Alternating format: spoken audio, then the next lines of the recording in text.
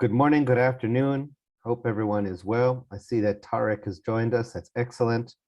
And Dr. Mariana Bozesan, Petra, Lainey are all here. Excellent. I'm glad to see that people are showing up. My name is Douglas Williamson. I will be your host for this conference for the day. Please, let's just give a couple more moments to allow some more people to show up, and then we'll kick off with the program on transformation literacy and innovation specifically. I'm joining you today from New York City, where it's 8 o'clock in the morning. No idea where everybody else is, but I imagine all around the world, which is great. So good afternoon, good evening, good morning.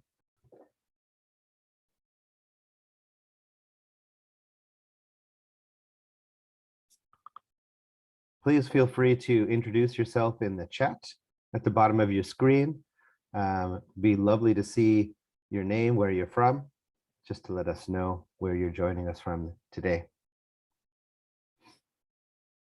I see we've got people from Oxford, Germany. Excellent.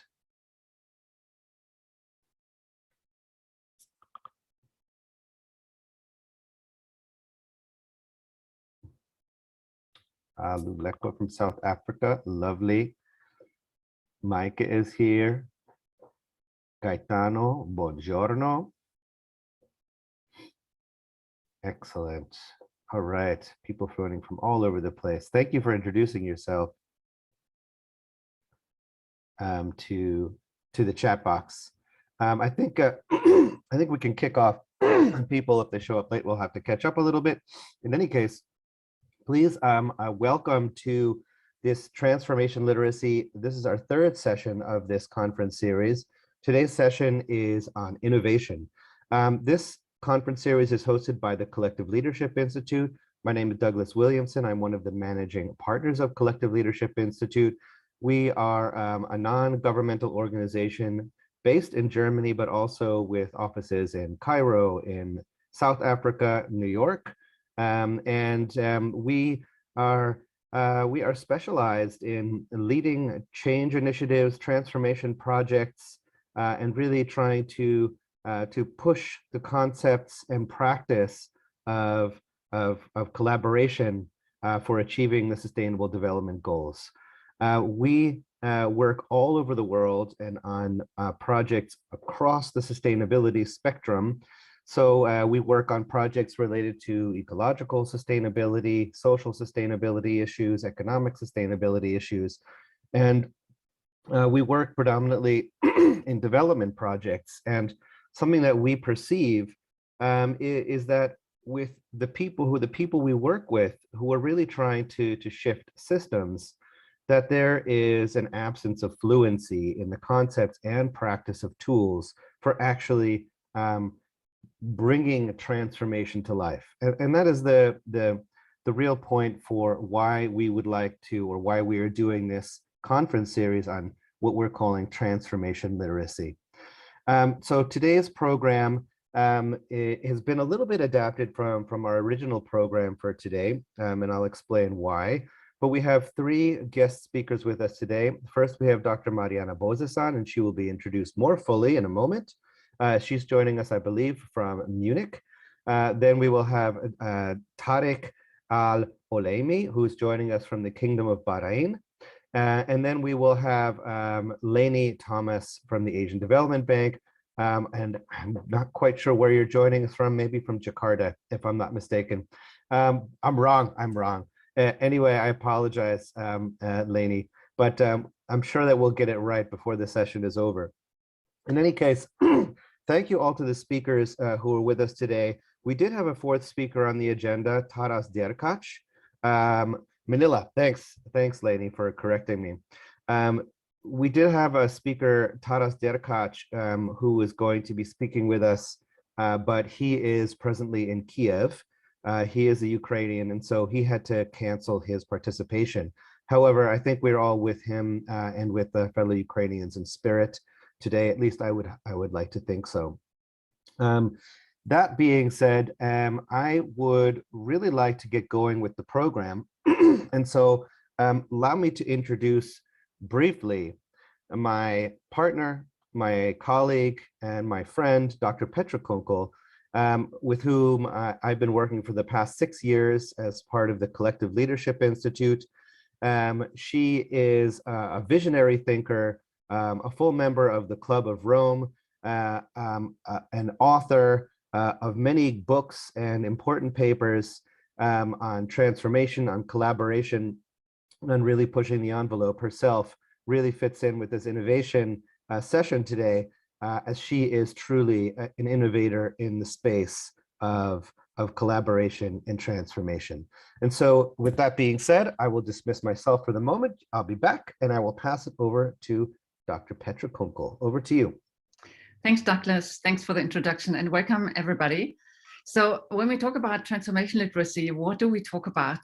I think all of those who have been trying to push the world into a different place, into a actually better place and not the direction that we're taking at the moment, you know that it is about collaboration with different actors, and it is particularly about collaboration between institutions across sectors, across like private sector, public sector, and civil society. And it is really about learning how to act together without any centralized control, but working in a similar direction. So when we define transformation literacy, then it is indeed the capability of different actors to work together towards certain goals and towards a transformed world in collaboration and across the silos of institutions or the silos of sectors. And what is so important, and we can take the example of the Sustainable Development Goals, that more and more we know that things are actually hanging together, that any working in territories or silos doesn't really bring us forward. Yet at the same time, the situation is so complex that the change needs to take place everywhere, not only in like certain pockets, but everywhere at the same time. So if we come to the transformation literacy as a capability, as you can see from our website, we've defined 6 very, very important elements. You know, for example, narratives. We had a session on narratives, structures in terms of enabling structures. Then metrics, we're going to have the session next week, and the issue of governance, and also the issue of regulations. And today we are talking about the element of innovations. So if we focus on that, innovation is an interesting term because it's more than creativity. It's more than inventing things, but it is inventing things and then bringing them to life in a way that they can be embedded in structures in a way that they manifest in reality. So that could be products, that could be concepts, that could be ideas, that could be books, that could be art, that could be anything, that could be also like financial flows, etc. So let's say the capability, the human capability for inventiveness is absolutely unlimited. But we need to make sure that what we invent has a little bit more guidance, and guidance doesn't mean restrictions, but it means like bringing the purpose of what we invent for more to the forefront and looking at what do we invent and why.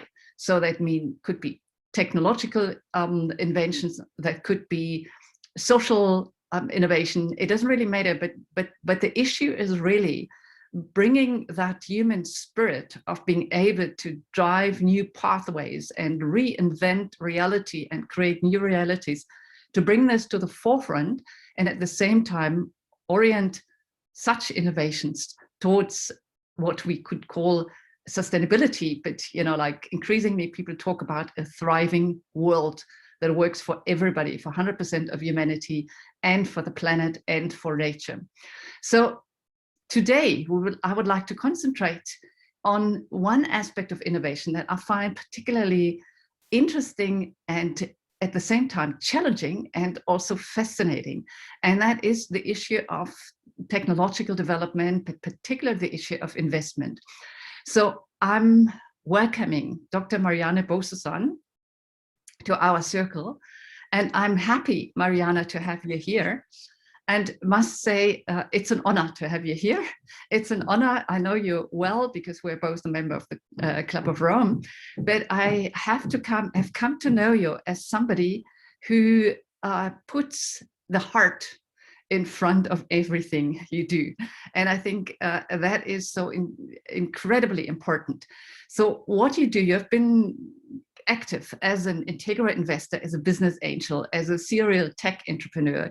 You have, I know, a love for exponential technology that I sometimes can hardly follow. You also believe in artificial intelligence if used in the proper way. And I see that you are somebody who is bridging science. You're bridging science, technology, and entrepreneurship. And in your latest book with the title Integral Investing, you actually talk about that there is a need to overcome the dilemma between investing as a force for good and investing for profits, because these shouldn't be two different things. They actually need to they need to merge, they need to come together. So what you're bringing forward is a way of moving from egocentric investment towards what you say world-centric investment. So welcome, Mariana. Well, thank you so very much, Petra. It's an honor and a privilege on my side to be on your program and to be with such amazing people who have been working in this field for so long. So the honor is all mine. I just want to leave enough time for Q&As because I want to learn from you. Yes, thank you for having me, and it's a pleasure to be here. And thank you for doing the program. Great. Okay, so great. Mariana, we have a situation where, let's say, technology in terms of also digitalization, artificial intelligence is maybe a little bit on a crossroads, you know, like allow me to judge it like that and say it is an important part of our life and is going to be an important part of our future life. Yet at the same time, people perceive it as dangerous. And if we look at the control mechanisms that can actually derive from artificial intelligence or from algorithm or for a certain way of dealing with digitalization. So how would you say on a scale between 0, the technology is going to be dangerous for us, and 10, like, no, it's fantastic and we are using it in the right way?Here are we at the moment, given today? It's neither nor. It's technology has always been that what we do with it. You can kill people with a knife, or you can cook a beautiful meal. And this has always been like this. It's a question of who is using the technology and what is the mindset of the person or the people, the culture, the society that is applying the technology. So it's neither nor. Technology is invented by people. And so it's what we do with it that matters. That's why what you said initially, the mindset, the mind shift that we need to engage in right now is important because it can lead to polarization. Yeah, it's good or bad. But this is what integral stands for. This is what integral investing that you actually so well defined represents, is applying, transcend and include, use, honor the truth in all there is, applied for the better good. Great. So can you let us a little bit know more about this mind shift? Because you're coming from a particular way of, let's say, living, a way of contemplating, a way of consciousness development that many people would not like match with investment. Yeah. So can you just explain us a little bit more? What's the mind shift that actually needs to take place so that the foundations for investment are different, and then kind of hopefully they're going to be differently done? Well, it's so timely as we're facing this war in the Ukraine, and I have to bring it up because I grew up across the border. I saw the Russian tanks getting ready to invade Romania in the spring of 1968. So this is very visceral for me, what we're actually experiencing. So, and I grew up in a society that lived in fear.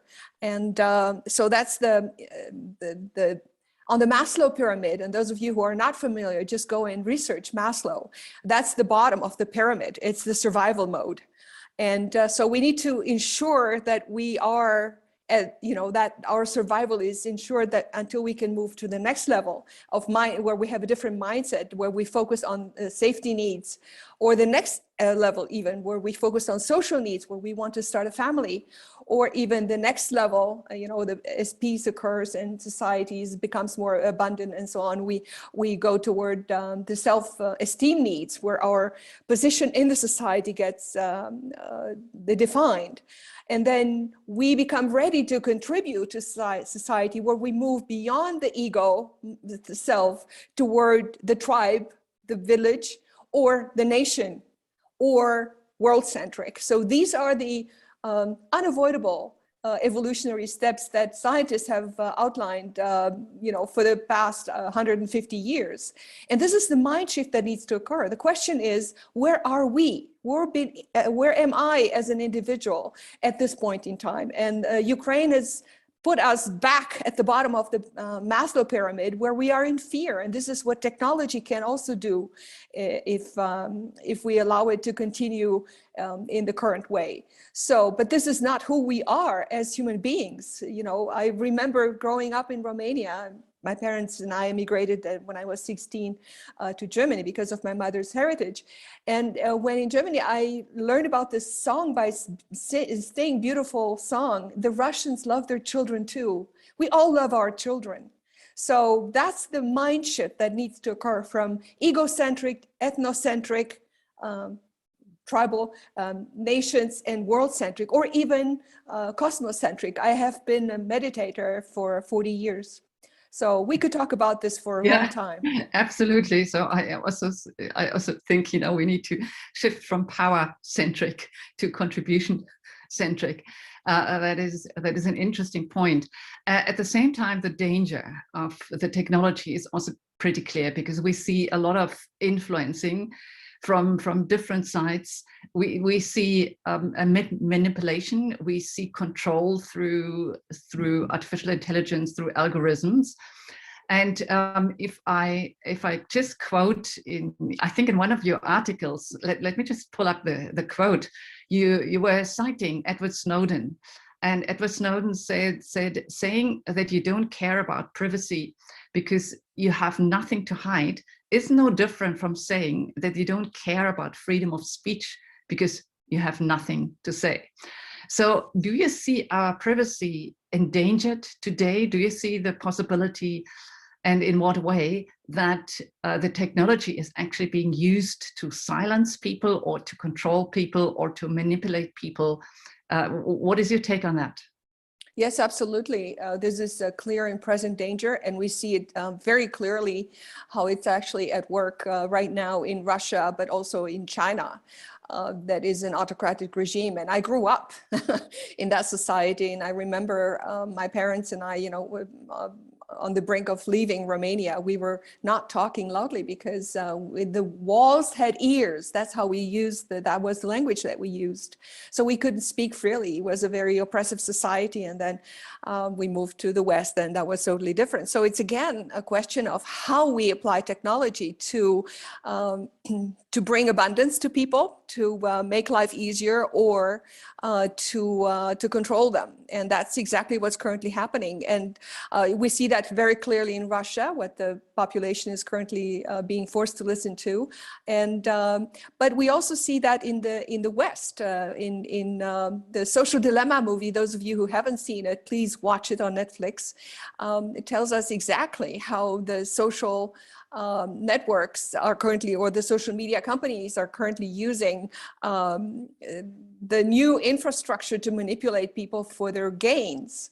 So yes, privacy is extremely important. We need to protect it. And the European regulation has come up with GDPR, which is a great step in the right direction, but it needs to evolve to better address. So just saying that, yeah, I allow cookies or not is not a proper way to go into such regulation. But yes, that's why I have signed the Asilomar principles of the Future of Life Institute. Go and sign them. What the Future of Life Institute has been is an organization that was started by Max Tegmark a Swede who is an MIT professor, an extraordinarily smart person, and he managed to get from Elon Musk, who is an avid supporter of that, to 10 million to start the Asilomar principles, where the AI regulation is currently being formed in detail. So sign those.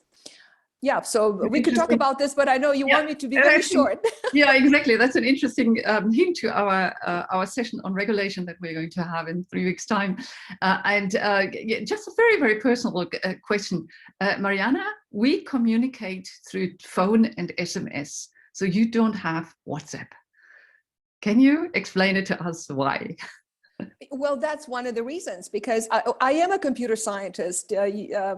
By education, I studied artificial intelligence at a time when most people in Germany didn't even know what informatic was, which is the German name for this. And I got interested in artificial intelligence because it's so closer to human thinking, and because I know what programming can do, what AI can do, and what is now possible through the technological evolution of the hardware and the availability of data. That's why I just simply refuse to be part of a system like WhatsApp that is basically controlling everything and anything that we do individually or collectively in order to manipulate us, because they are learning from our behavior. They know what we like. They know us better than we do ourselves and our preferences. Those of you who don't know Tristan Harris, but also Yuval Harari's books, just read his books, because he explains it very clearly to easily understand what people do with our data.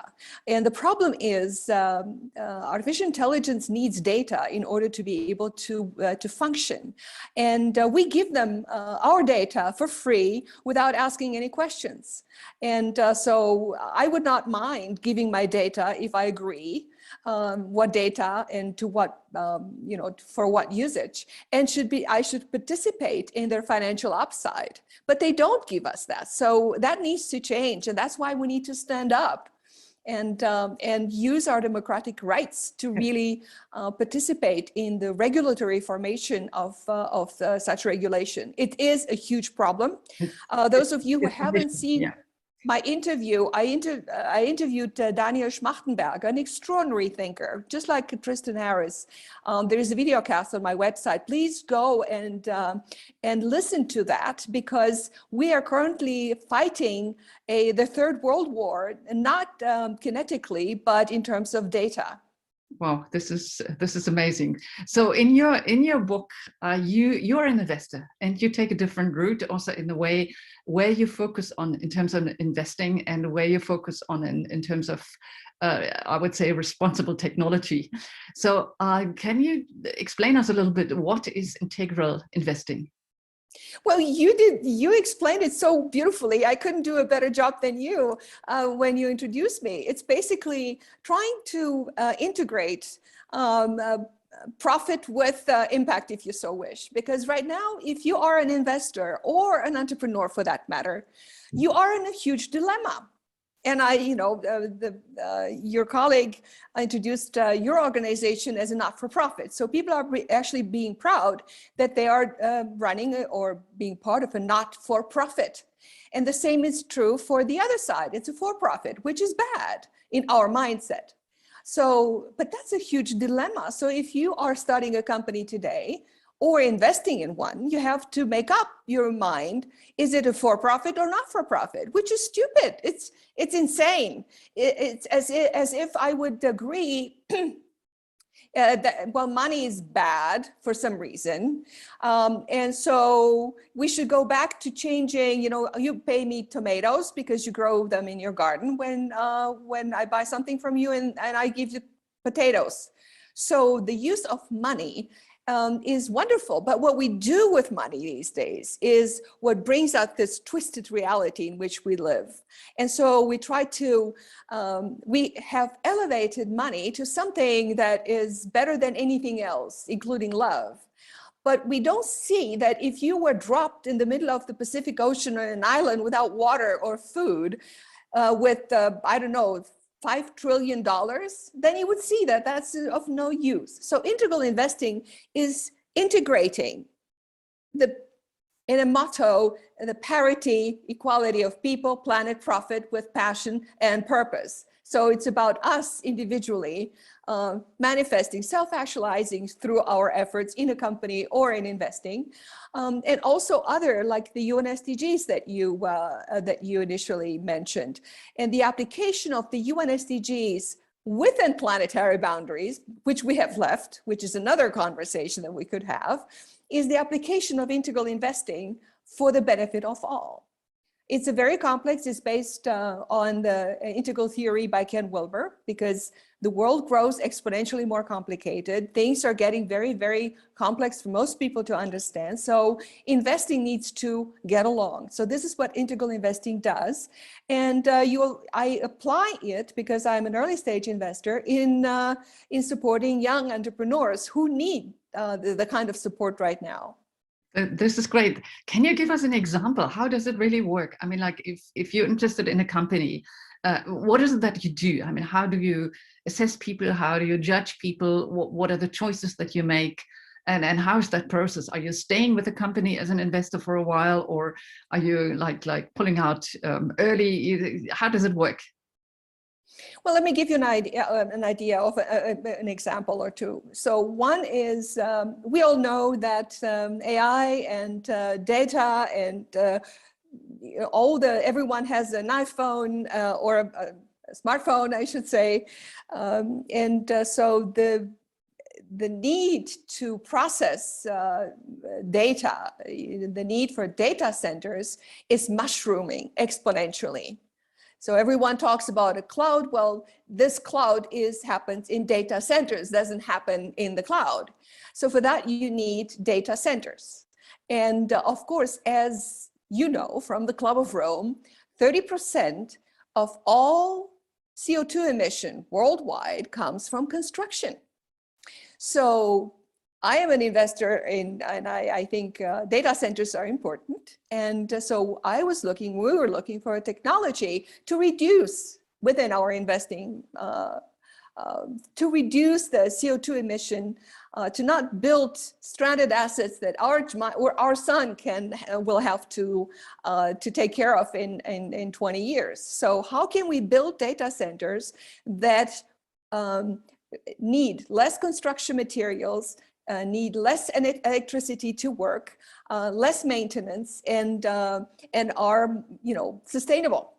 And so we came across a technology that cools with water instead of air, which is a paradox. I mean, data centers, computers, water, how that works.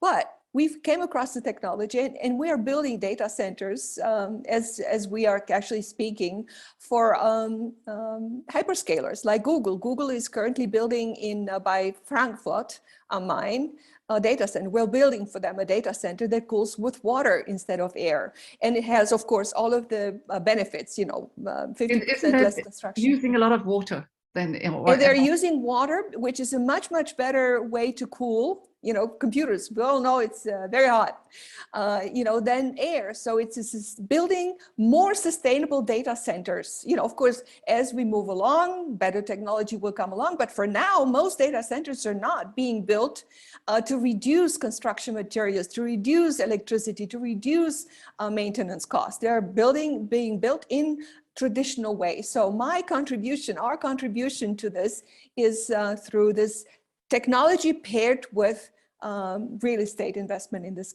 case, data centers. Does that make sense? It makes perfect sense. Other than I'm not kind of good enough to know whether the cooling with water would be better than the cooling with air, but anyway. Well, it's water cools you better than if you're just in a cool room with air. It's just because it's more dense. Yeah, absolutely. Yeah. So what would you say, Mariana? What would push people towards, I mean, like, particularly if you see the current situation that we are in, And it is a terrible going back to old times, with a war like that. And that doesn't mean this is the only war, that turns the world back. There are too many others, but the principle of military action is just something that is absolutely and utterly outdated if we look at survival of humankind on our planet here. And it's not just about killing each other with weapons, but it is like destroying our planet. It's just destroying people, and it's also destroying the planet. So what would you say, and we had a question in the chat around this, what would kind of bring about this mind shift at scale? If you think about what are the factors at the moment that could really scale us up and make sure people invest in those companies that are in sustainable innovation, and those companies that actually want to take care of the future? That's an easy question, of course, and so how can we scale? Well, first of all, we should not underestimate the power of politics, and it's a leadership question, and you are called a collective leadership institute. It's a leadership question. Most people cannot really contribute significantly to this because they don't have the power. So we need to work together. First of all, collectively, we need to get united, which is currently Putin has contributed significantly to unite the world. So that's the first step. So we need to unite and acknowledge that we do have a problem.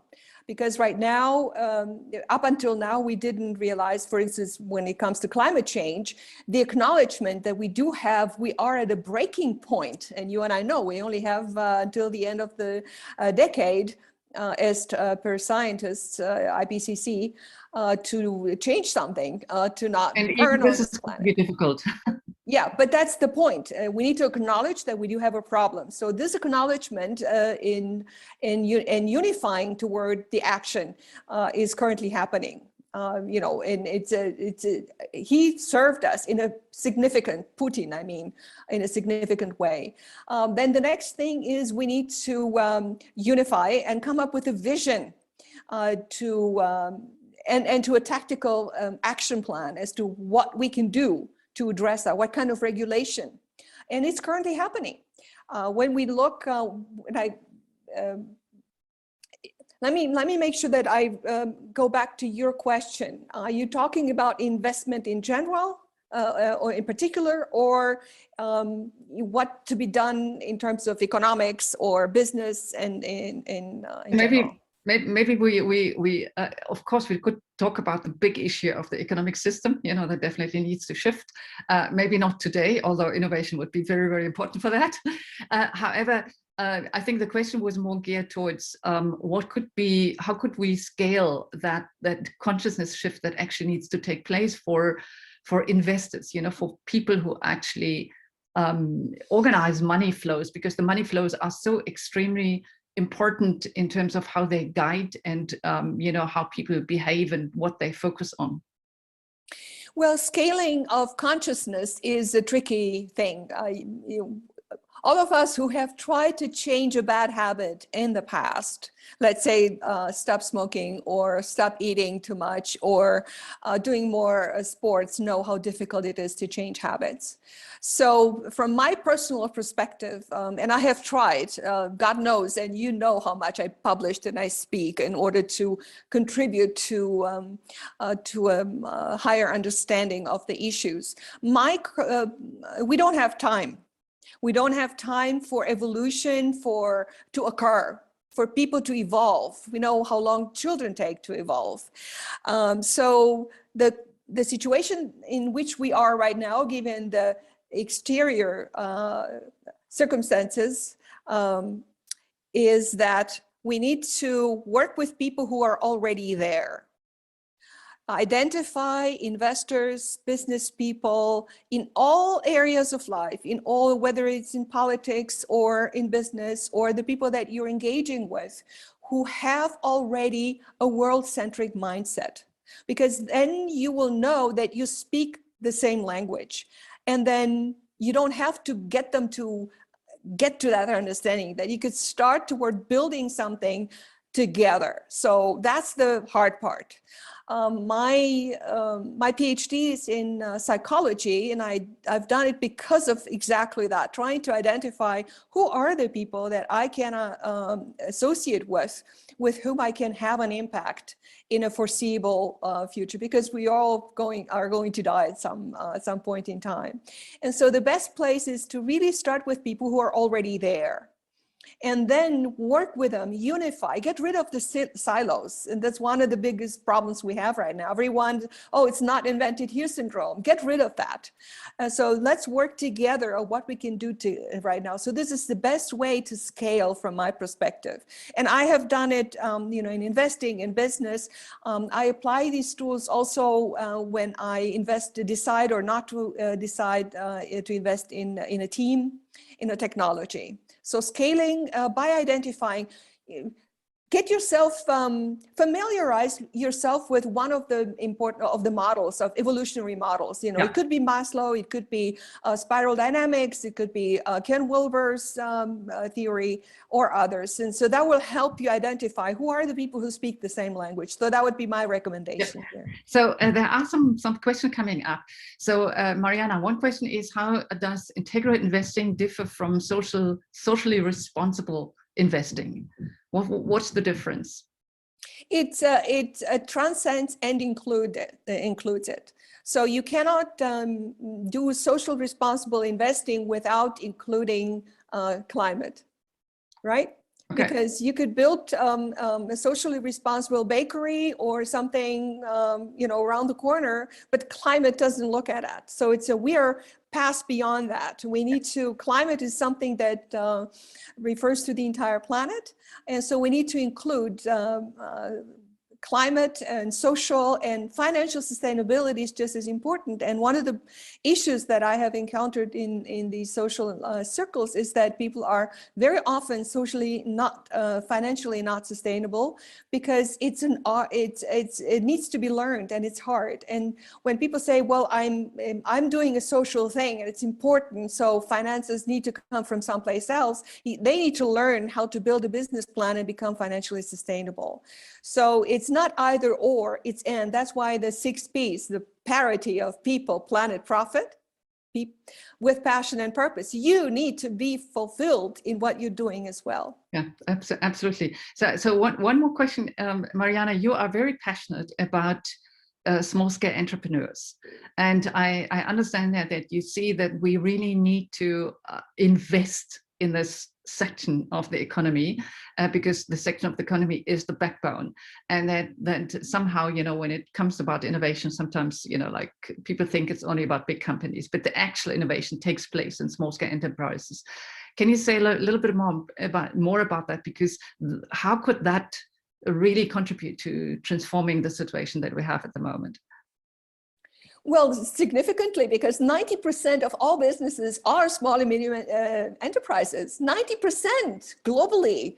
And if you look at the numbers in terms of GDP, even in Germany, more than 55% of the GDP, it comes from small and medium enterprises. And if you look at who gets the funding, those are the ones that don't get the funding. It's just as simple as that.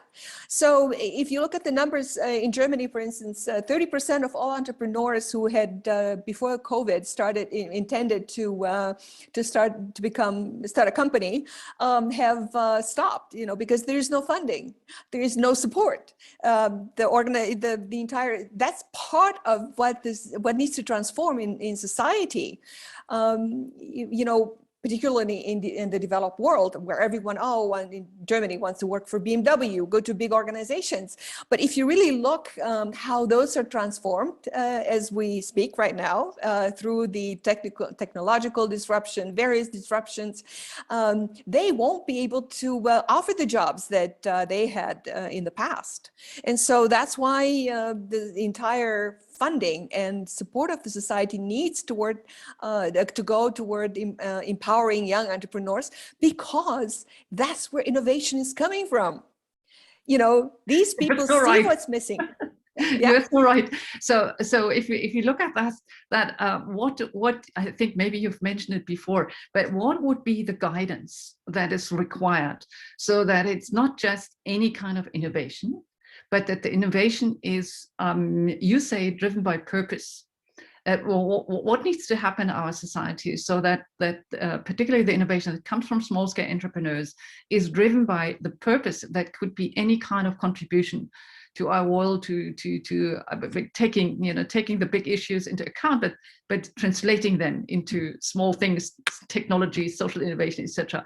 What could accelerate that guidance that the purpose is changing and that it's not just profit? Science. A very clear answer. Listen to science. And an example, in my my own case, I really devote my life to contributing to making the world a better place. And so through investing, through high-tech entrepreneurship, how can I do that? So one of the biggest most important influences that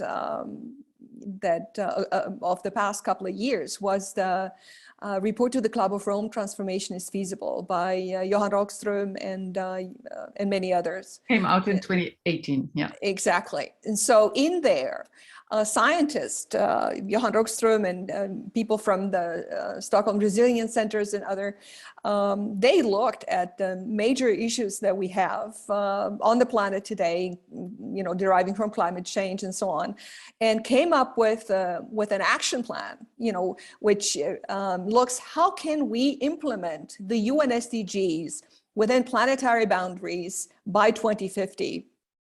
And set our systems such by the end of this decade so that we can reach carbon neutrality by mid-century in order to survive. And they came up with 5 major action items, which are determining my concrete strategy direction into where to invest, what needs to be done. Number 1 is invest in renewable energy. And so everybody, all entrepreneurs that want to start a company and contribute to this, listen to those 5 action items and find your place in it. Number 1, renewable energy. Number 2, ensuring that everyone is fed, nobody's left behind across the globe. Number 3, address inequality, which is something that, well, you could become politically active and make sure that that is the case. It's nothing that much I can do other than pay good salaries and so on. Number 3 is food. Learn from China and others who have lifted people out of poverty successfully over the past 3 decades. And number 5 is my favorite, is healthcare, education, equality, gender, family planning. So find your spot within this direction determined by science, and then you are going to contribute and you are going to be successful because there's funding. Great. Mariana, thanks a lot. You're rushing me through this. This is a wonderful ending. And I can just kind of maybe let everybody know that there's going to be an update of the Limits to Growth. It's not really an update, it's a new book that shows really a vision for the future, and that is based on these 5 transformative shifts that Mariana just mentioned. So I think we are all excited. I think it's going to come out in June.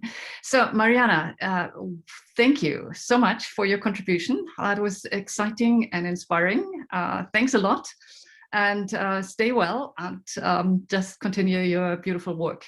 Thank you. Thank you. Thank you, everybody. Be blessed. Bye-bye. Peace to all. Great. And then I'm going to call back Douglas to take over from me at this stage.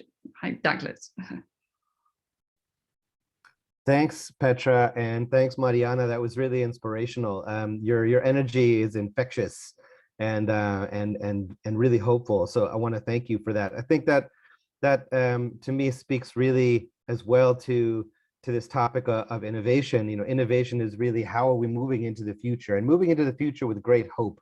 I think is something we should all try and channel, especially in these times where there is a little bit more darkness out there. Anyway, I want to thank you for that really inspirational session. Just to sort of break up the energy before we move into our next session, I would like to sort of try to shift a little bit more towards thinking about how we can start to think about all of us right now accessing this vast inventive and creative potential of humanity. How do we link transformative change and innovation, which is what we're focusing on today? When we think about innovation, we think about this process, which is combinational. It speaks to the necessity for diversity, inclusion, showcasing cutting edge ideas and pioneering novel approaches to transformative processes. And the more that we can showcase these front runner ideas, organizations, and approaches and have them interact with each other, the greater the chance we can have for a broad and deep transformation in the systems where transformation is needed. And so what I'd like for us to start to do is now start to really, I'm inviting all of you participants to think about how we can start to foster that transition towards innovation in practice. And to do that, I would like to open up a Mentimeter poll.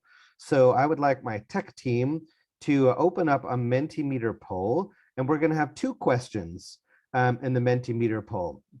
And you can read both of them, of course, in the chat box, but also there will be a link to a Mentimeter poll.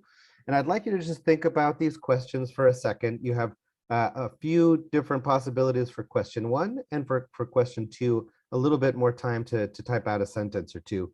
And then we'll share back these answers with you in the course of the rest of today's session. So if you could just check out your chat box, there is a Mentimeter poll, and we've got this question there. So please take a look at that question and give us an answer. The question is, what 1 to 3 actions will support pioneers and entrepreneurs to innovate for regenerative futures?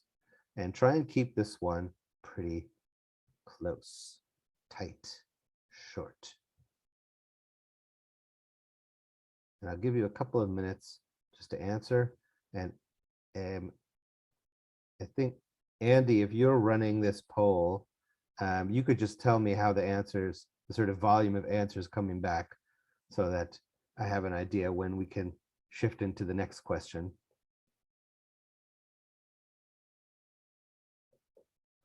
But just take a moment. There are a lot of questions that good answers that are coming back. Douglas.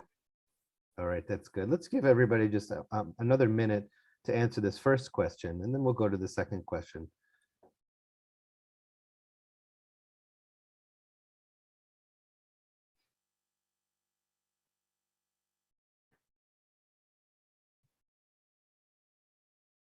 Excellent.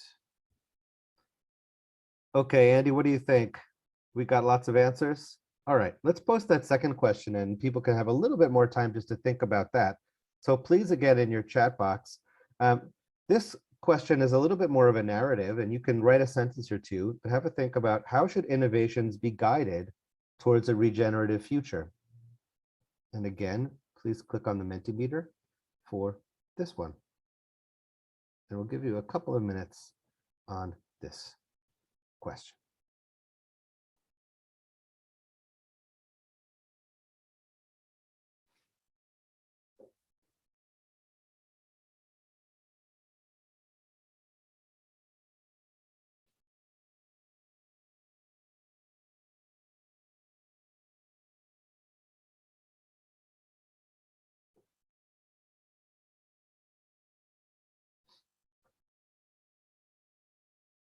Okay, just another minute or so. And then Andy, I'd ask you if you can maybe just to share back as a word cloud, just the responses to the first question.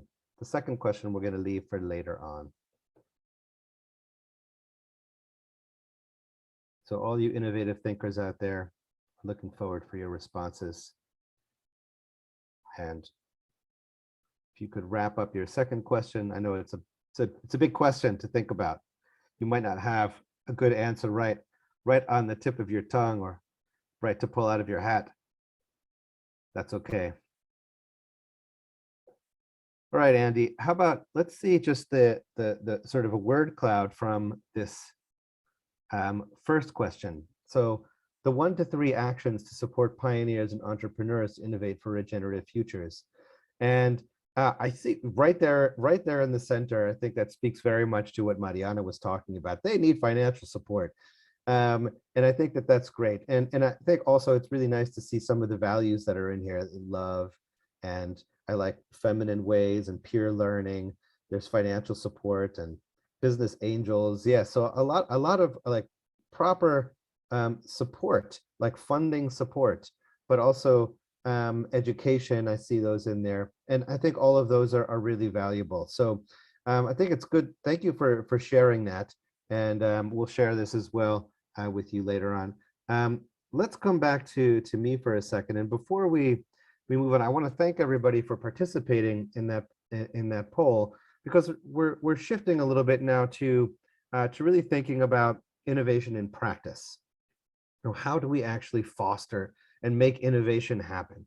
And when I think about innovation, I sort of like to think about kind of riding on the crest of a wave, you know, and as I'm riding on the crest of that wave, I'm sort of pushing the boundaries of the possible towards the emergence of something new, sometimes radical, with new dynamics in the systems we're trying to transform, towards this greater aliveness, greater vitality. And actually making that happen, that's definitely something that we try and do with our work through Collective Leadership Institute. But of course, there's loads of people out there who are doing fantastic and innovative work in the world. And I would like to introduce an old friend of mine. We have known each other now for 8 or 9 years, Tariq Al-Olaimy. And Tariq and I met each other, I think 8 years ago in Paris, when we were working together on the Global Action Program for Education for Sustainable Development at UNESCO. In one of the priority areas, I think maybe it was on youth education. I think that was the one that we were working on together. I think I was a chair back then, and Tariq definitely took over as a chair at that point or during the process. And so Tariq and I have been involved in working on really pushing new paradigms in education for sustainable development. And Tariq is a co-founder and a managing director of a really innovative and interesting think and do tank, as he calls it. And I'm not going to try and introduce it because I know he's going to do a much better job than I can. In any case, Tariq is from the Kingdom of Bahrain, and he's the co-founder and managing director of the 3BL Associates Think and Do Tank.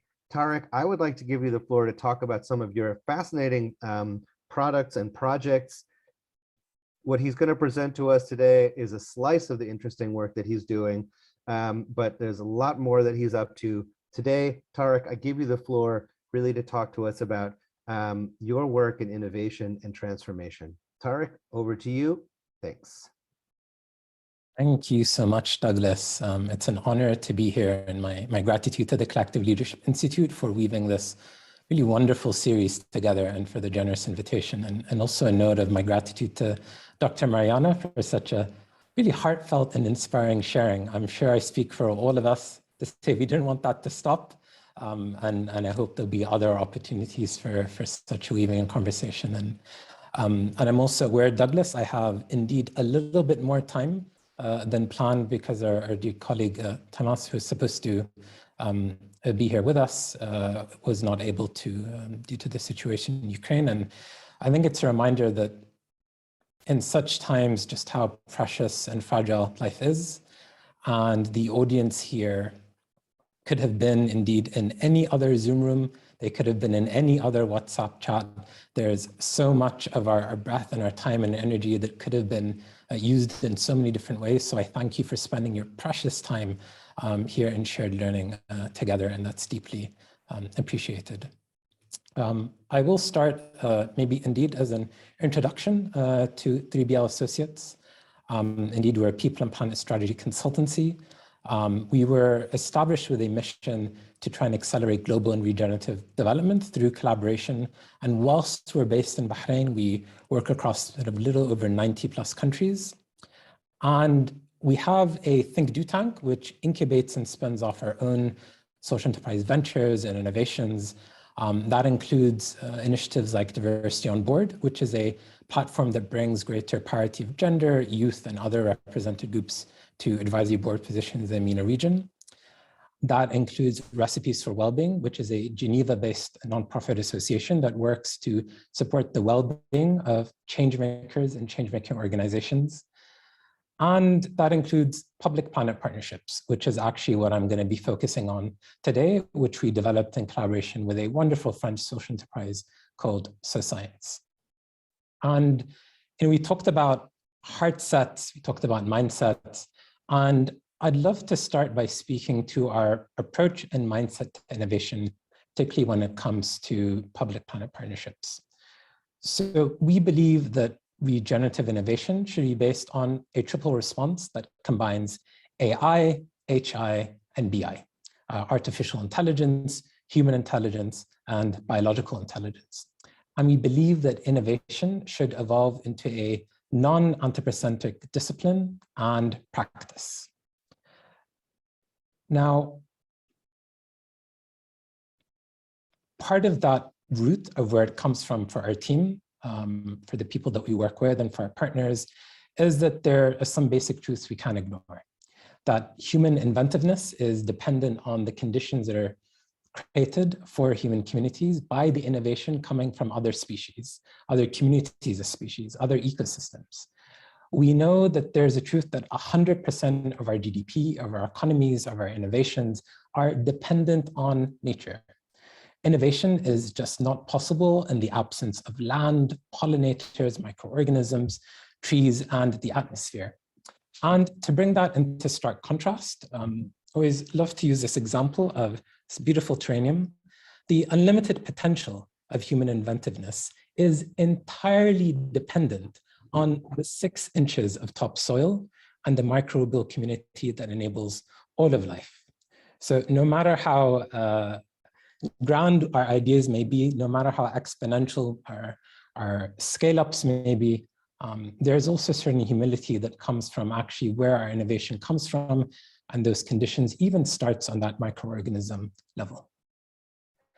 Now, our approach to innovation is also centered around the belief that no single actor has all the solutions. And indeed, as started, we should think about what innovation looks like that benefits all. And we also believe that innovation can come from anywhere, and that anywhere is from all of nature's ecosystems. And we say of who should innovation benefit, that also includes the 8 million plus species that humans share the planet with. And we also know that the planet puts around 3.8 billion years of innovation, research, and development at our fingertips. Nature's economies of innovations include abundant models of zero waste innovations. It includes zero carbon global travel. It includes fully circular local economy models. It includes green chemistry models. And from forest to desert ecosystems, it's innovation in planetary boundaries. And in a sense, many of other non-human species and ecosystems have already achieved the SDGs. Humans are just trying to catch up. And one implication of that is that we need to learn how to tap into this infinite potential, not through models of extraction, which is what we are usually accustomed to when we interact with other species, but really models of true regeneration. And what we believe is that we should be actively partnering with the rest of the natural world. We should be actively forming collaborations with other species. We should be leveraging nature's open source innovations. And we should be ensuring that they're not only commodified and privatized. We need to be shifting away from that kind of model. And we need to really put nature back into the commons where it belongs. And we should really be taking a very different approach. We should be forming trade deals with our microbial communities. We should be forming consortiums with our forests. We should be looking at what does coalition with our oceans look like. We believe that we should be developing relationships with other ecosystems for our scaling strategies. And we believe that the natural world is and should be our greatest innovation partner and our most important stakeholder. And though GDP is not always the most helpful measure, I'll put this over here. paradoxically, if one considers how advancing gender inclusion to its full potential could add $28 trillion to the global economy by 2025, sometimes the questions I ask, even from an economic lens, how many opportunities then for social and ecological regeneration are we losing out as innovators, as communities of innovators, by not being intentionally inclusive of 8 million plus other species that we share our planet with? And it's a vast question that has really guided our work. It's a big question that really brings our curiosity and what that really looks like, where we're not as innovators trying to dominate nature, as often we try to do, not try to manipulate the natural world, not try to commodify or create into assets, but really as a shared regeneration and as a community of innovators together, human and non-human. And because of all of this, we believe that for innovation to guide us towards a regenerative future, then it should evolve into a non-anthropocentric discipline. We need to move away from these models of human-centered innovation to planet-centered innovation. And we need to embrace definitions of regeneration, not from a human perspective, but really based on the benchmark set by the rest of the natural world. And before I kind of close and go to some Q&A, this approach to innovation has really guided our experiments on public-planet partnerships, which is a planet-centered framework that enables innovators to develop these regenerative collaborations between humans, other species, and the rest of the natural world. Now, by public, I mean the private sector, the scientific community, governments, civil society, organizations, and change makers, essentially the entire human world. By planet, I mean all of nature, which we are part of course, as human beings, all species, microbial communities, flora and fauna. And by partnership, we mean mutually beneficial for the public and regenerative for the planet at best, or commensal at worst, with really nature as an innovator and a collaborator. And this kind of framework combines design thinking, scientific approaches to regenerative development, spiritual ecology, and rights-based approaches as well. And we know that in the coming decade, it's a huge challenge and shift to make of shifting our primary relationship with the natural world from one that's parasitic to being actually collaborative and regenerative. So we spent 2 years really researching examples of innovators all around the world that were forming these public-planet partnerships, these different kinds of innovation partnerships and collaborations with other species and ecosystems, whether they were regenerative at their best or at their worst that were commensal, that benefited human beings and communities, but neither made other species worse or necessarily regenerated those specific communities. And we found some really interesting examples, including biodiversity, which is based in France, which developed a scientific tool to monitor environments in partnership with bees. And they looked at the model that data such as flora of that biodiversity, pollution levels such as pesticides and heavy metals can be gathered from assessing the health of a bee colony. And actually bees in a colony visit a specific area where they cover 4 billion flowers per year within a 1.5 kilometer radius. So that's 4 billion data points that you have from one colony in a 1.5 kilometer square. And it's really this wonderful regenerative data partnership. There's, of course, more well-known examples such as Apopo, based in Belgium, who partner with rats to detect landmines. And I'm sure many of you are familiar with that example. And to a range of innovators who are partnering with vultures to identify illegal waste dumps, to innovators who are partnering with frogs to assess the health of local waterways, to innovators partnering with goats to develop early warning systems for natural disasters, or indigenous examples such as the tree monks of Cambodia, who have learned to wrap trees in traditional orange robes and really ordain them as monks. And since it's a religious taboo to hurt monks, these illegal loggers who would usually go in and cut these trees treat them as sacred. And actually they've used trees and partnered with trees as an educator. Now, many of these examples we've mapped out as different partnership models, 10 different partnership models, where as human beings, as innovators, we can collaborate with nature, whether as a data partner, as a therapist, as an educator, as an economist. And we've put together 28 educational case studies for this nature-centered learning, these types of partnerships from regenerative to commensal. across a range of industries from energy and transportation to ecological economic models that partner with nature, to a range of SDGs.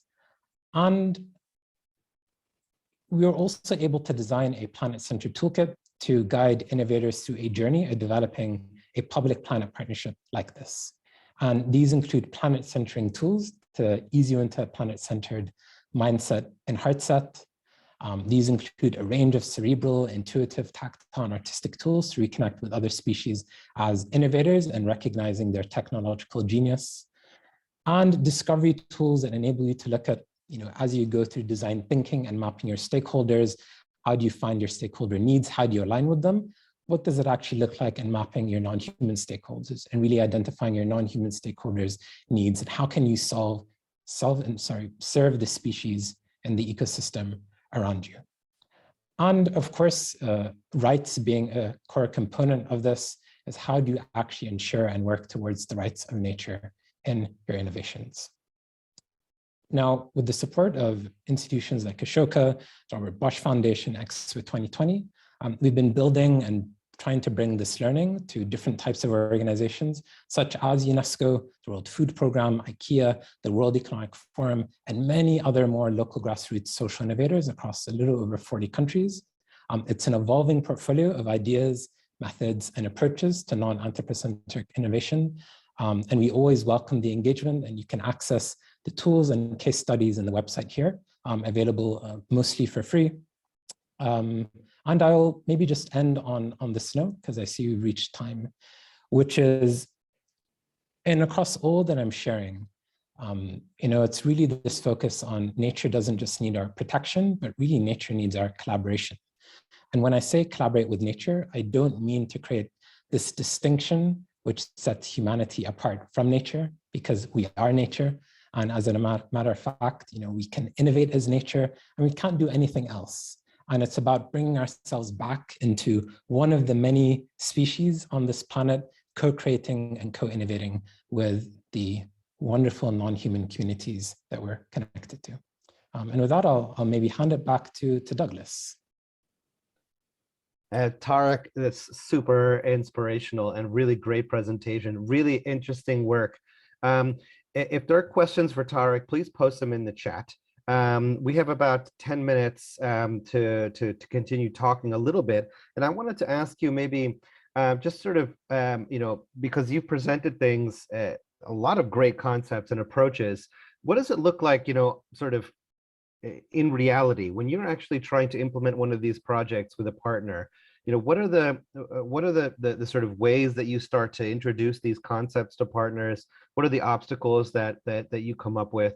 And the sort of patterns of challenges that you perceive when really trying to introduce these sort of really cutting edge concepts to partners?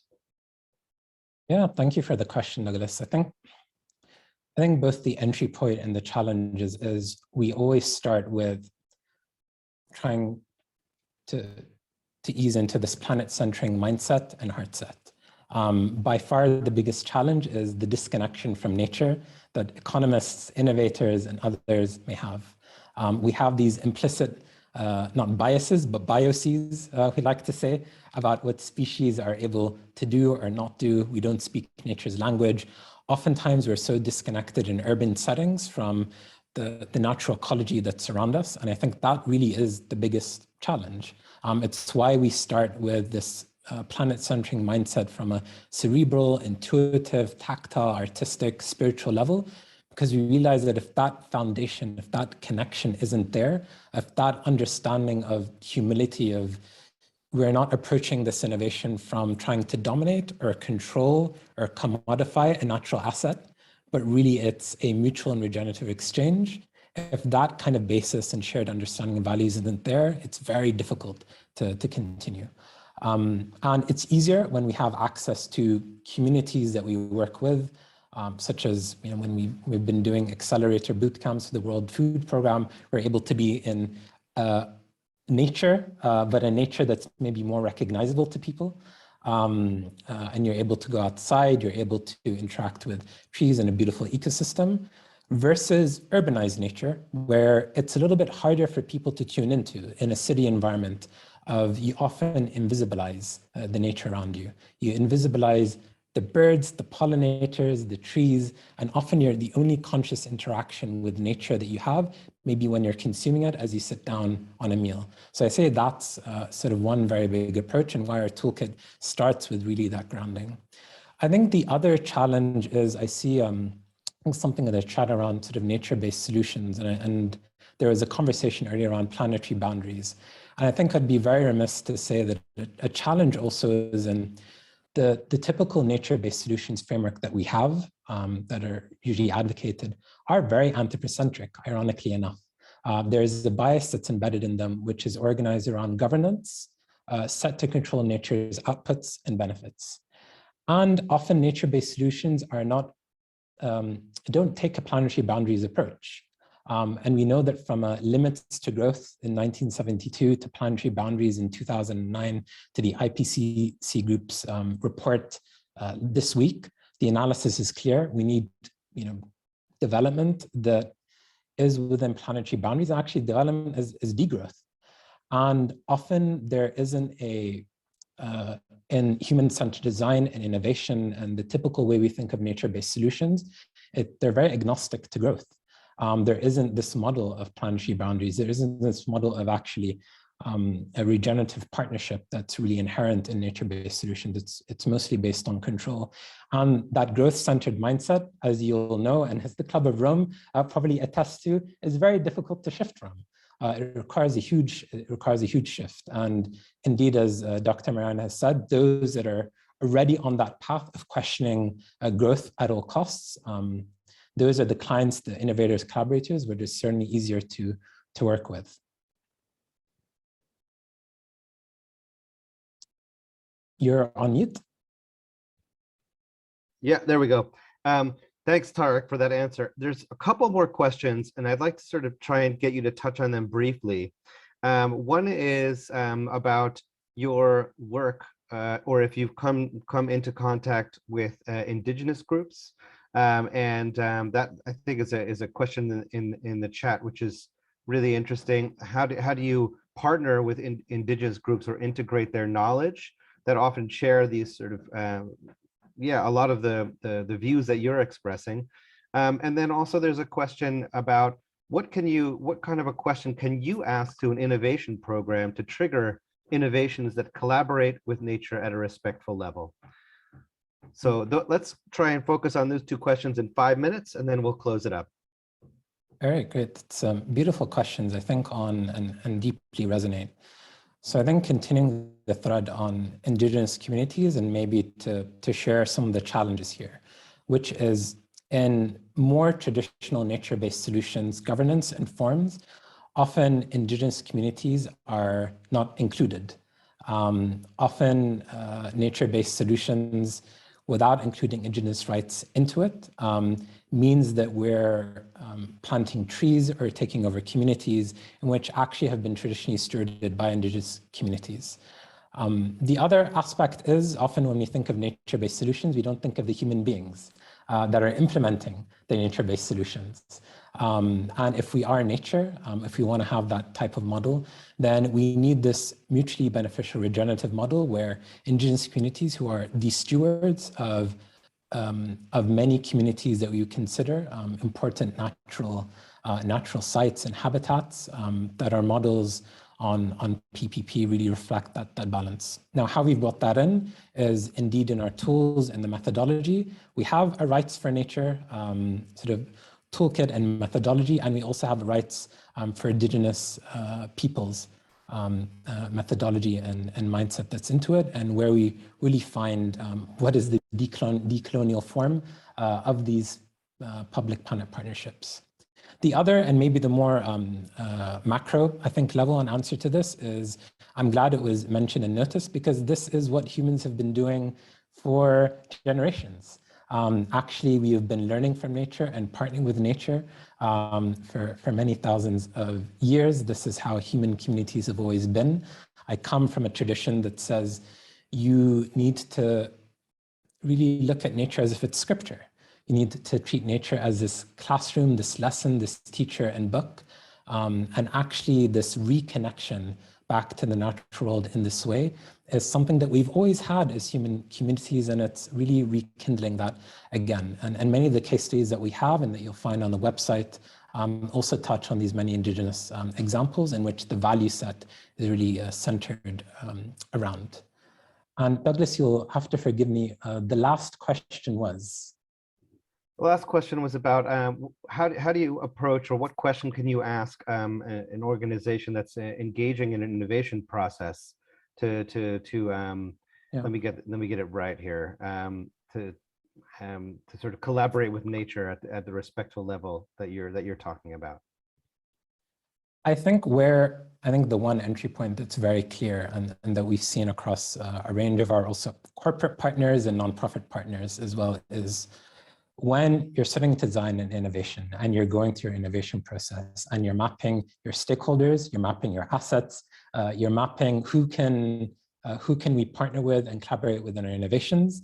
Often you'll do a risk mapping of how is this going to affect XYZ community. It's the invitation here is expand that question, that process that you're already doing a little bit further. So you focus on maybe the NGOs, the government partners, your funding partners. Now look at what are the species in your immediate ecosystem, whether that ecosystem is a mangrove forest, a desert ecosystem, whether it's a particular city. Actually, what are the species that are around you? What are the species that are in the context that you're innovating in? Also map them out and look at what are their needs. What are their sustainable development goals? What are the conditions that they need actually to thrive? And also, what are their innovation really capabilities and potential? What are they providing that you're maybe taking for granted? And actually, in the innovation that you're carrying out, are you taking away? Are you actually not being degenerative? Are you being parasitic and really taking away from that ecosystem and the natural species? Or are you consciously thinking about in this innovation, how can we be regenerative? If nature has its needs, if these species have, as we have in our toolkit, its love languages, how can we also meet I use this example, food security needs of our dugongs? If you're in an ocean environment, how can you meet the microalgae needs? What does that also look like? And I think just that shift, that question of just expanding in your existing process, take that one step back, look at the ecosystem as a stakeholder. I think that's something that's really, really important. And I encourage you to look at the toolkit and the tools that'll maybe help in that guidance of how to do it. Tariq, thank you so much for this really dense and inspirational presentation and conversation. Thanks as well to the questions from our attendees today. That was really a lot of fun, and it's so great to hear you talk about your work. So thanks so much for being here today. Thanks everybody for listening to Tariq as well. Tariq, I want to thank you, and I'm going to close out this session. But thank you very much for being here today. I'm sure that we'll be in touch again shortly. Love the bee background, the beehive background, and the hexagons. Very cool. Sacred geometry right there. So Tariq, thanks a lot. We'll be in touch. And I would just like to say a few words before we move on to the next session. As I mentioned earlier today, we did have a cancellation from Taras Derkach from the Ukraine, who is a corporate social responsibility youth leader based out of Kiev.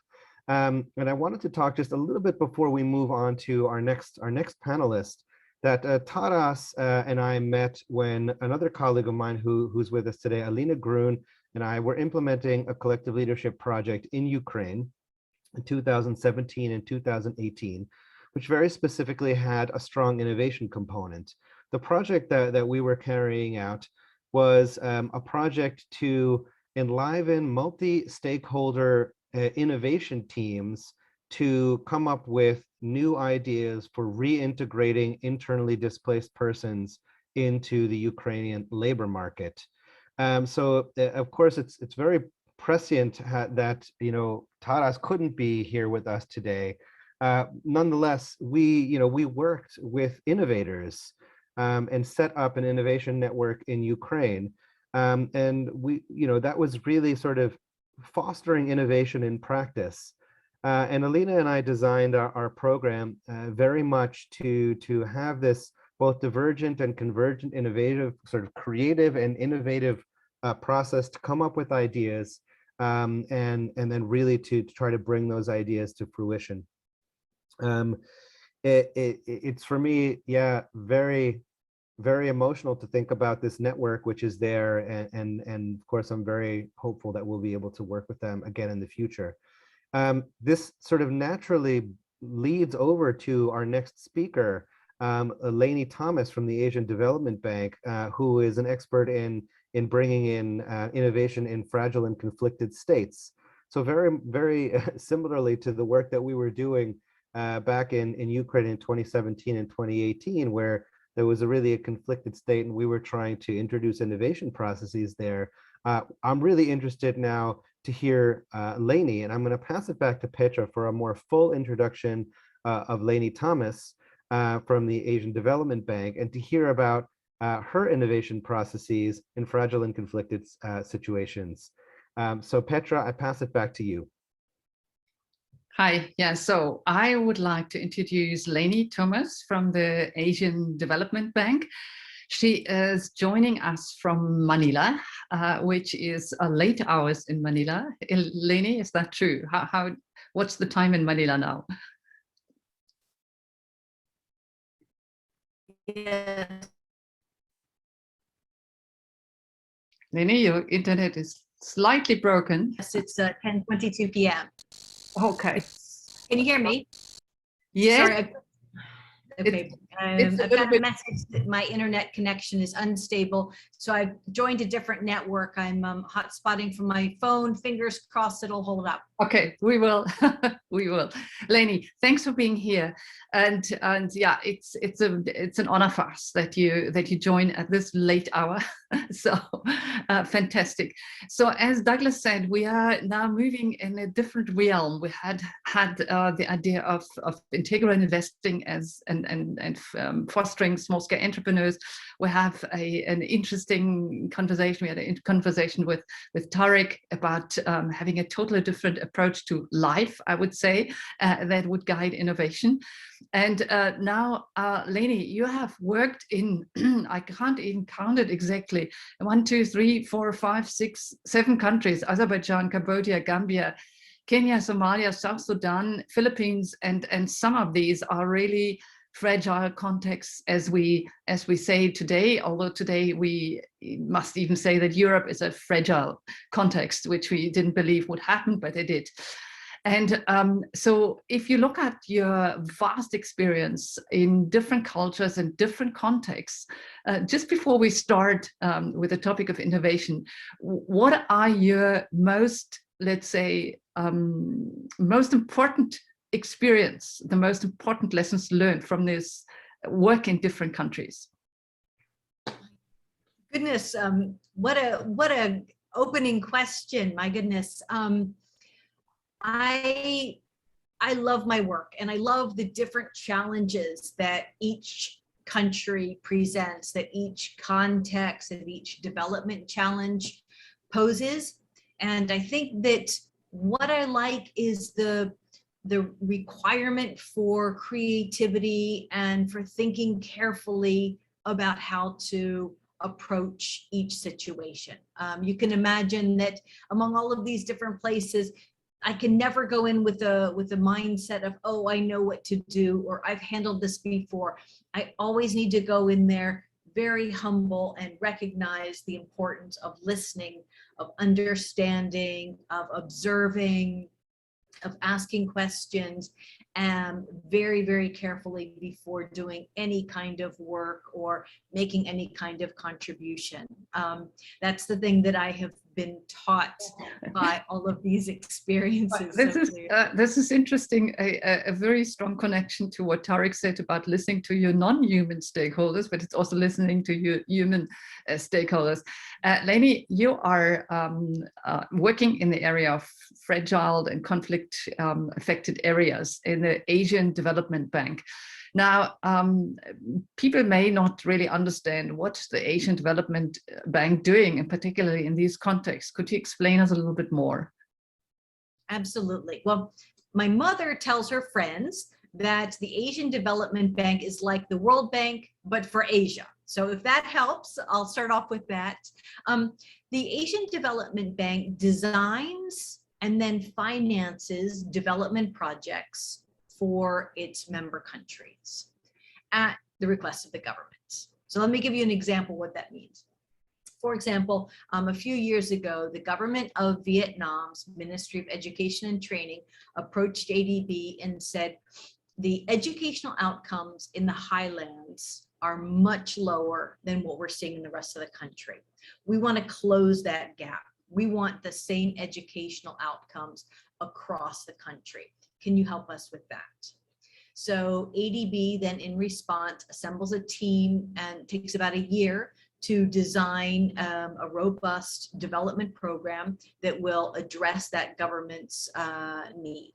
And we'll look at like minority language education. We'll look at issues relating to girls and boys going to school and what the gaps are, what the cultural reasons might be behind that, how we can address that, as well as the need for textbooks in native languages, and the need to provide lunches at the school. So we really take a holistic look at the development challenge that the government has presented us. And we design a project. Often an education project like that would be a 5 or 6 year intervention. And so with the project design, then we also provide the financing, and depending on the country's income status, will depend on what kind of financing we provide. For our poorest countries, it's 100% grant funding. And then for the richer countries, they have a very competitive interest rates that's below commercial market rates, and they'll repay the loan over 30 years usually. Or it could be, for example, a road. The government of Uzbekistan came to us and they wanted us to construct a road to help open up some of the more remote parts of the country, but they also wanted the road to have a positive gender impact. And so we looked at the road to see what kind of characteristics or qualities we could incorporate in the road to make sure that women in particular benefited from the road. So we looked at, for example, where we placed the bus stops. Were they well lit and safe places for women to wait? Were they close to places where women were in the evenings, like shopping areas or health facilities, that sort of thing? And we looked at, for example, making sure that there were access roads to maternal hospitals and that sort of thing as well. So that's the kind of work that we do in a very broad nutshell. Thanks a lot to give us kind of a little bit of a gist, a little bit of an understanding. And now let me ask you a bit of a challenging question. So if we think about a bank, be it the World Bank, okay, so be it the Asian Development Bank or any other bank, innovation is not the first term, that we would connect with the bank. So if I ask you the challenging question, where do you see ADB in terms of innovation capacity on a scale between 0 and 10? And has it changed in the last 5 years? Great question. So it certainly has changed over the last 5 years. There's a much bigger emphasis on innovation now than there has been in the past. And that's a really exciting part of working at a place like the Asian Development Bank, because it's not the World Bank, because we're a lot smaller, we're a little bit more agile and can respond a little bit more quickly to these needs that we see in our developing member countries. So I think you said the innovation capacity, and I think capacity is a really important word here, because I don't think we work to our limits. I don't think we innovate as far as we could, because some of the development issues that are presented to us have tried and tested solutions when we're talking about replacing electrical transmission lines for an electricity project, when we want to increase the energy efficiency by having insulated, higher quality, more efficient electricity lines.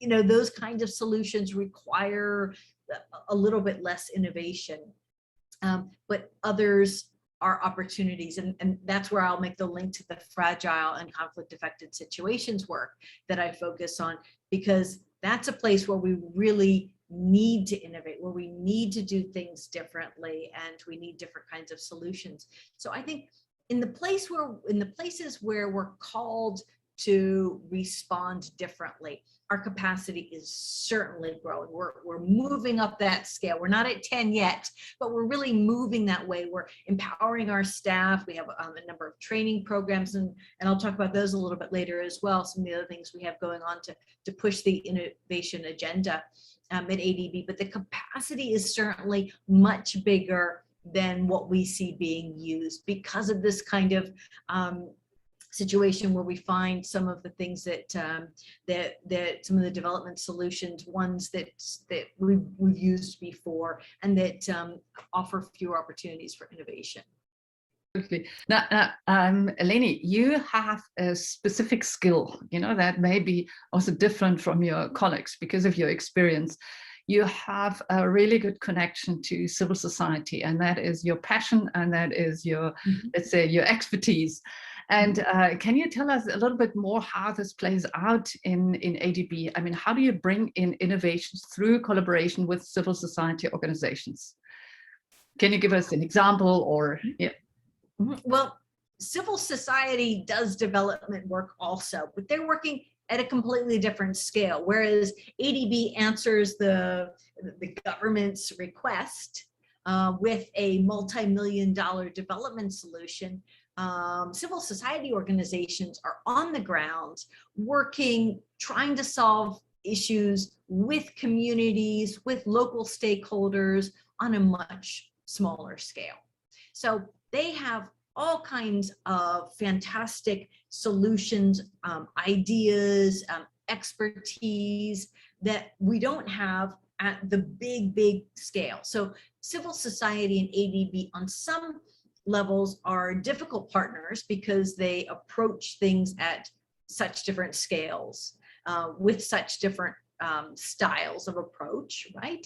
Whereas on the other hand, they are perfect partners because they have the same objectives and they're working for the same outcomes, the same poverty reduction outcomes in communities. So ADB has been working with civil society since it was founded. And when I first joined ADB in 2009, a lot of the older, more senior staff who were getting close to retirement have been working with civil society organizations for years, finance projects. And then as things got a little bit more bureaucratic, that kind of fell by the wayside. The priorities were bigger, the projects were bigger, the processes for approval within each of the countries often went to the national level. And so those discussions wouldn't be about civil society engagement per se, it was more on a higher level. And so some of those components of projects fell out. But 2 years ago, ADB completely revamped the way it measures civil society engagement in its portfolio. So prior to 2020, ADB used to look at the projects that were approved in a year, and they would say, how many of these plan to work with civil society? Any kind of activity at all? If it has it, then yes, it gets a tick. And we were seeing 90+% of our portfolio having some kind of planned civil society engagement. But we turned that upside down in 2020, and we said, okay, let's stop looking at what we're planning. Let's look and see what we delivered as a proportion of what we planned. And let's not just take any old interaction with civil society. Let's root out and find the meaningful civil society engagement, the high level, the partnerships, the collaboration work that's happening. And let's measure that. And we're finding that that's like 70% of our projects. So we've got some work to do on that. But that shift in looking at what we're measuring and what we're reporting as an institution is huge. And that really shows ADB's commitment to delivering on what it says it's going to do in terms of civil society engagement. So there's I see there is a shift there, or developments happening within the bank. I think I read an article from you about Myanmar, but maybe I don't know if that is an example. Can you give us an example? What does it mean for ADB to have an innovative approach that integrates civil society organizations? In Myanmar, the project that I wrote about, projects that I took over, where we were providing healthcare and HIV awareness and treatment to vulnerable people from parts of Myanmar that were not under the national government control. Government's managed project was going to reach these areas in remote areas of southern Myanmar that were not under their control. And so we linked up with civil society organizations who have been working with the ethnic health organizations for decades. Under the previous administration, when there was so much funding going into the NGO community, there were quite a lot of organizations with really good capacity. And so the government said, okay, you're doing that work. We can't go there. We don't have access to all of these places. There's even issues with language, like in Cayenne State, we learned that there's two different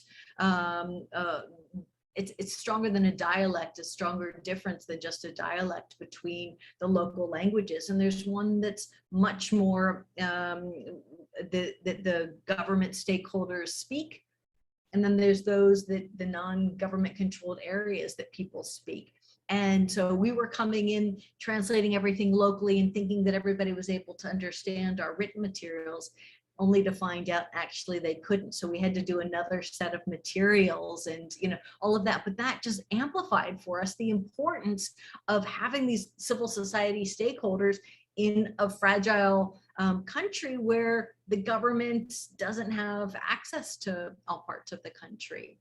That was important for us. Yeah, that's very interesting. So like normally you would say ADB as a bank has a very kind of process oriented, like in terms of procedural, you know, approach that would have, you know, we're collaborating with civil society is a bit of a kind of a new path or a new challenge in that way. Can I just jump in and ask you, we have heard that there is a lot of money that has been now granted to, I think, 450 million granted to Afghanistan. And we all know the history and the recent history and the challenges. So that the question would occur, okay, so how did you make this happen? And what? Yeah, so it's not it's not an easy road. Yeah, so can you tell us a little bit more about this and what the impact and what's the innovative part of it is? It's a great example, but let me first preface it to be really clear that ADB, since 2021, when both Myanmar and Afghanistan had the coup, ADB no longer does any work with any of the current forces. The work that we had with the existing governments, the previous existing governments, is all completely stopped. And ADB hasn't done anything. We've worked very closely with civil society to make sure that that message is clear. We are not supporting the current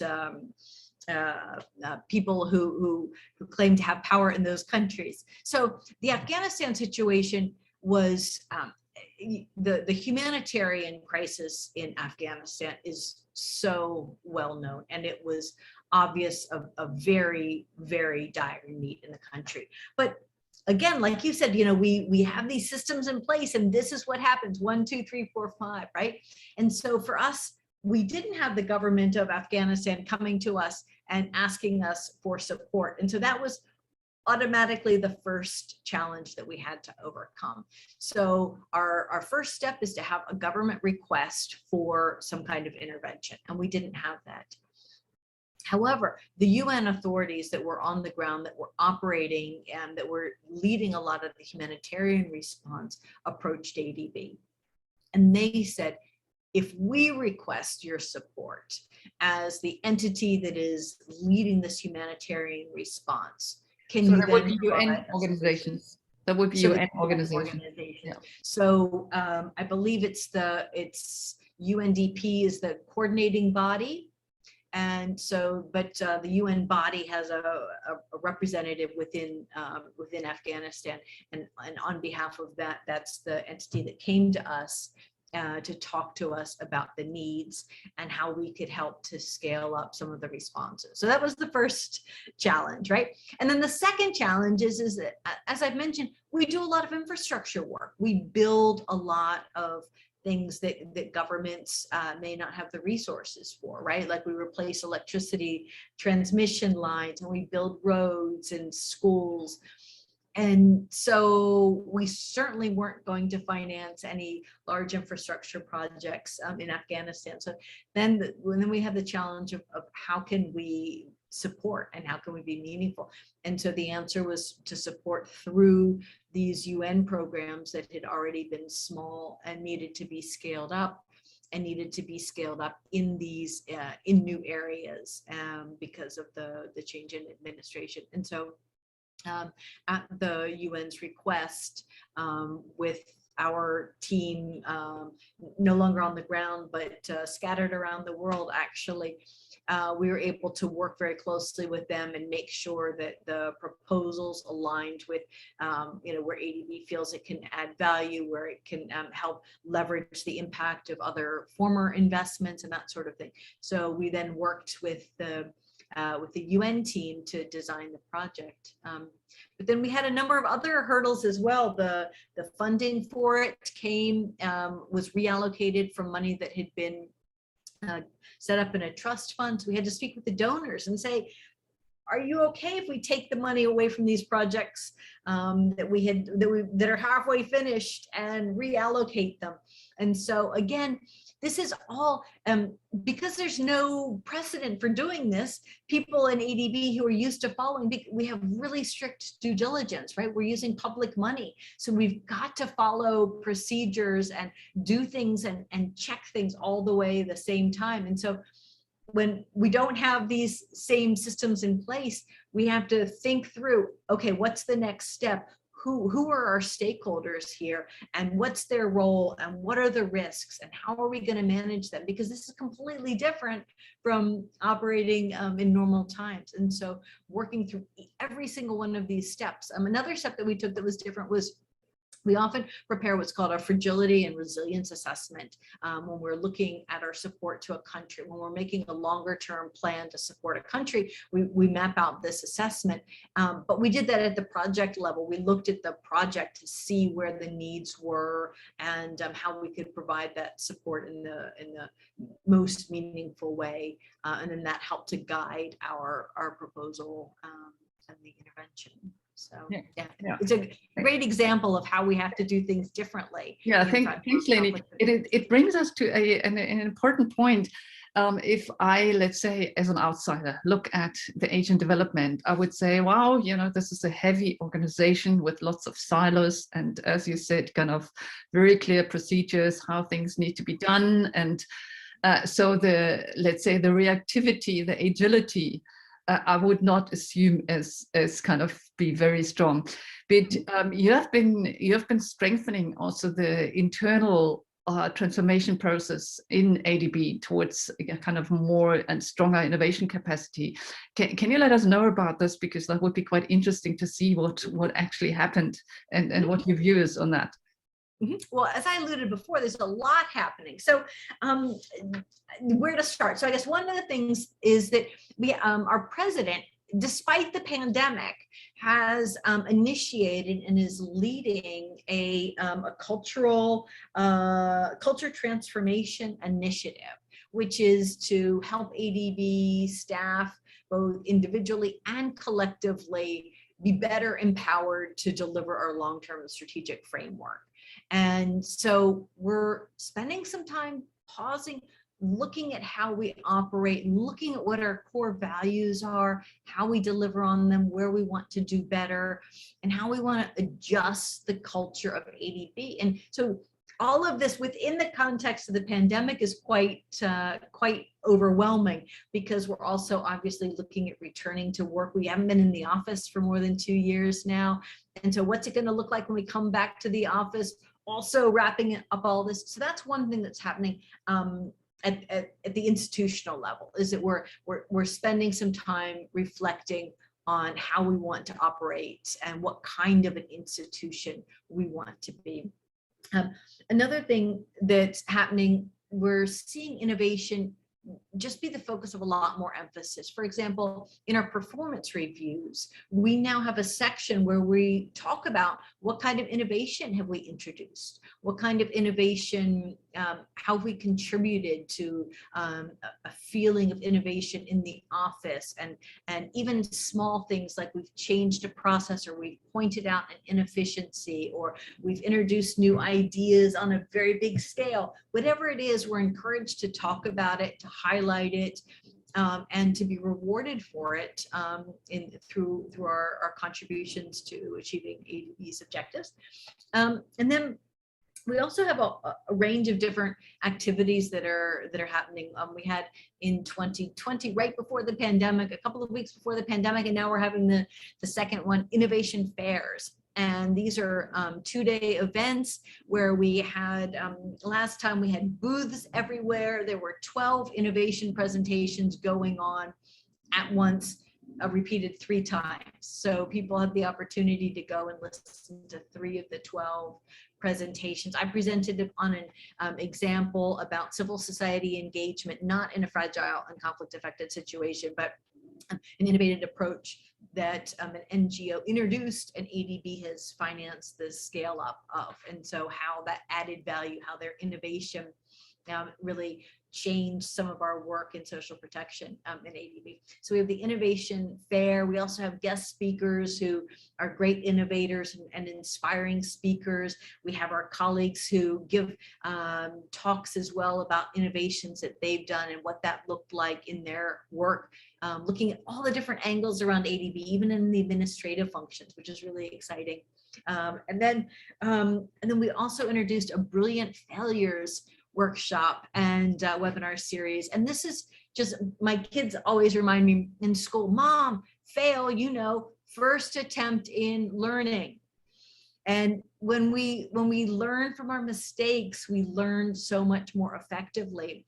And so ADB's created this safe space to talk about what you did wrong. And people have come up then and presented all kinds of different failures, some quite big and embarrassing, and others quite small, but also with meaningful learning, and creating that opportunity to talk about what went wrong and to share that experience among many different people to learn process. And then lastly, we just have, we have training. We're doing a lot of future foresight planning, futures training for staff, where we're looking at how to create some of the outcomes that we want to have, that we want to see in the future. How can we be part of that? We're being encouraged to use innovative approaches to reaching some of these targets.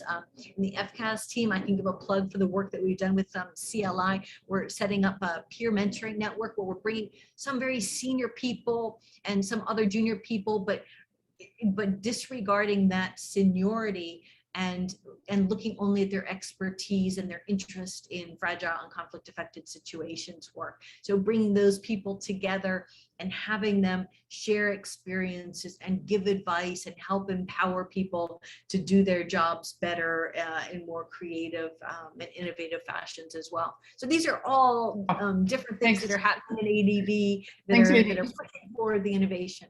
Yeah, what it makes so clear is that that one also needs to create an innovation environment, where innovation it can happen, and of course that is something different in a large bank, even if it's a small bank compared to others, but it's still a large bank, and that you actually need to prepare the ground for people to think differently, to step out of silence, to create internal collaboration, to create spaces in which, as you said, failure is not the big issue that you don't report, but something that can be talked about. And going to that, there was one question in the chat of how does the development bank evaluate return on funding projects towards a just and sustainable future? So if you focus on that, could you give us an answer to that? I want to see the question so I can just. So it was 345 from David Calver.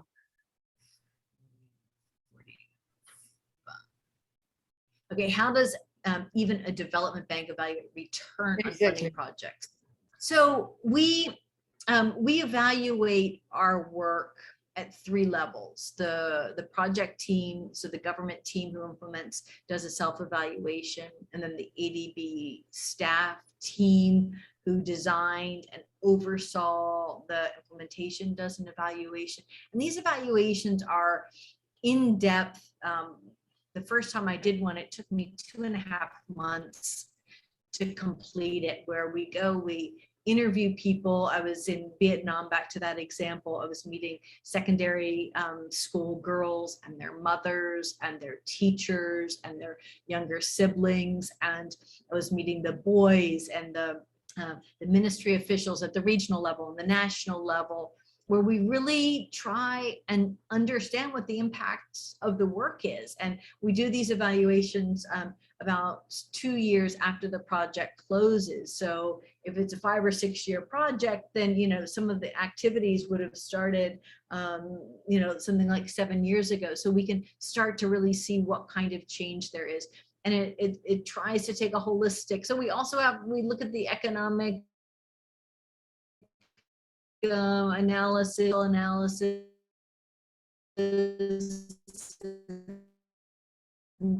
we have those kinds of development bank. There's a lot of emphasis on the as well. How are we changing people's futures? And, you know, an example with the education project is we're looking at what those students are then going on to do, like what kind of opportunities are now available to them, and how is their life different than the trajectory that they probably were on before the project's intervention. So those are and I mentioned that there's 3, and the third evaluation is an independent evaluation department, which is separate and all together. They used to be in a separate building as well. They then do an evaluation of the project as well, another couple of years later. So there's those 3 different evaluations where we're looking at it from 3 different perspectives. Well, we really try and do a lot of learning. We then evaluate sectors, we evaluate our country portfolios. And so we there are interventions in different ways as well to look collectively at them and see what kind of a change that is we have on that as well.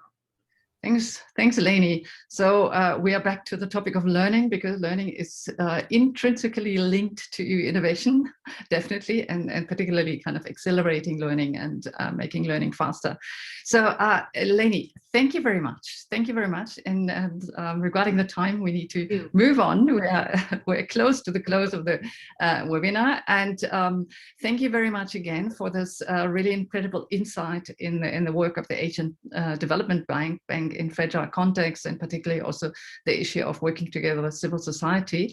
And I thank you, particularly as it is late in Manila and even later now.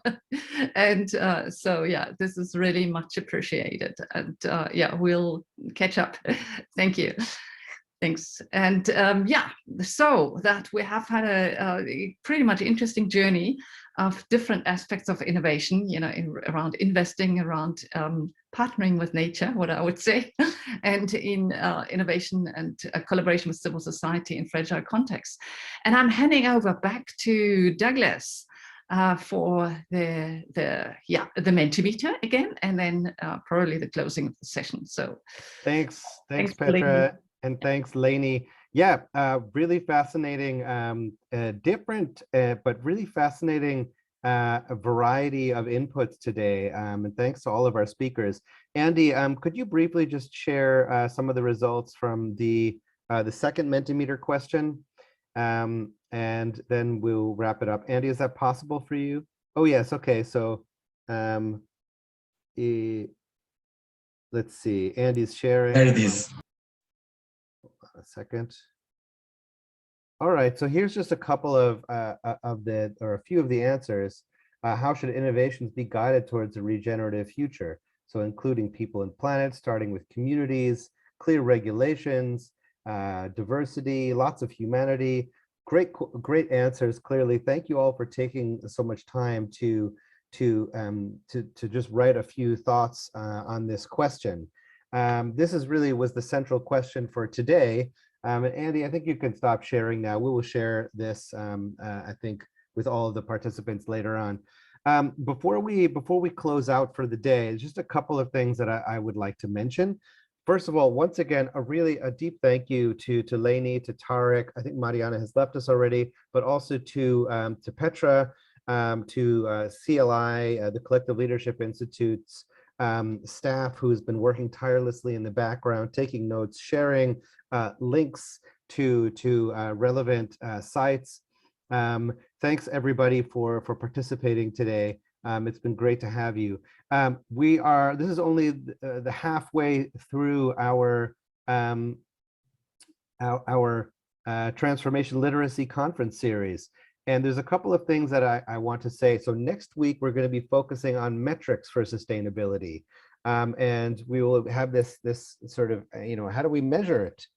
We have two speakers. Rutger Hoekstra will be talking about replacing GDP. Melanie Wilnader, how environmental indicators can translate into financial decision making.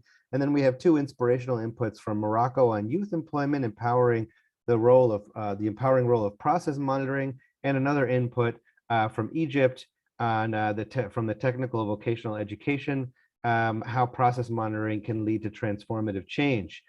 Please also, you have the opportunity to download our book, The Leading Transformative Change Collectively. It's freely available. And if you are really interested in learning how, learning some transformation literacy with us, we have a certification program. It's 3 workshops that really certify you as a collective leadership specialist with the tools to really advance transformative change in whatever it is that you're doing. So in the link, my colleagues have posted links to the freely downloadable book, Leading Transformative Change Collectively, and also to our webpage on our certification course for specialists in collective leadership. So I think that being said, we are done for the day. It's been a really interesting session. Thank you so much for allowing me to moderate. Once again, thanks to all of the participants, to our speakers, Tariq, Elaine, Mariana, and to Petra, my co-facilitator for the day. We hope to see you back in the following sessions, and we hope that you will have the opportunity to connect with each other. That's what innovation is all about, that cross-pollination of great energies and great ideas. So please, if you have the opportunity to share with each other, go ahead. That would be a great gift for all of us. So from New York City and for the Collective Leadership Institute, have a lovely afternoon, evening, morning, wherever you may be. Thank you.